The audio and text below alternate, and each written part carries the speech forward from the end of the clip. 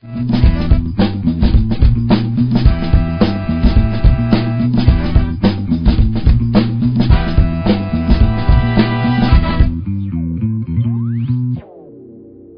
ça, c'est en paro.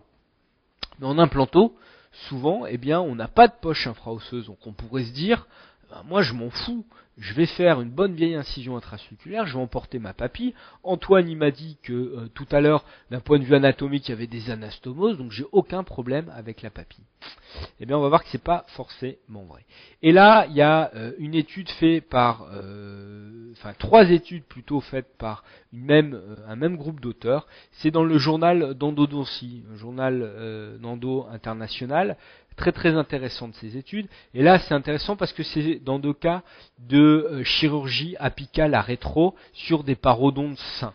Et ils sont amusés à faire forcément des incisions de décharge. Ça, c'était obligatoire. Et du coup, ces incisions de décharge, ils les ont réalisées avec donc sur parodonte sain en emportant ou en n'emportant pas la papille. C'est toute l'équipe de Velvert et collaborateurs. Alors, première étude, sur 20 patients, absence de problèmes parodontaux, comme je viens de vous l'expliquer. Ils vont traiter les lésions endodontiques avec 2 incisions de décharge et systématiquement, ils vont faire un lambeau de préservation papillaire. C'est-à-dire qu'au niveau de la papille, vous voyez, ils viennent incisier ici avec une incision en 2 angulations différentes et ensuite, ils vont resuturer ici au niveau de la base de la papille. Donc voilà un cas clinique intéressant.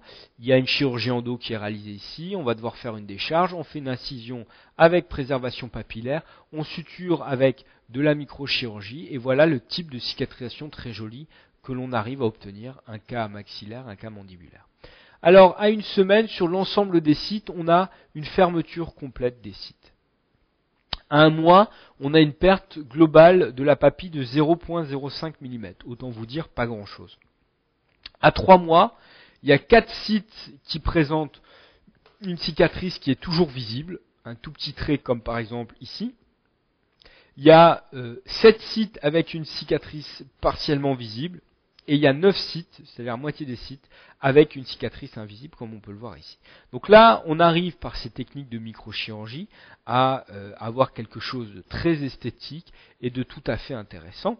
Mais finalement, l'étude est intéressante, mais on pourrait se poser la question, mais étant donné que si on est sur un parodonte sain, c'est tout à fait normal, et moi, si je viens faire ici une incision intracirculaire et j'embarque ma papille, je suis sûr que j'aurai pas plus de rétraction parodontale. Et je suis sûr que c'est ce que vous vous dites tous et toutes qui nous regardez ce soir.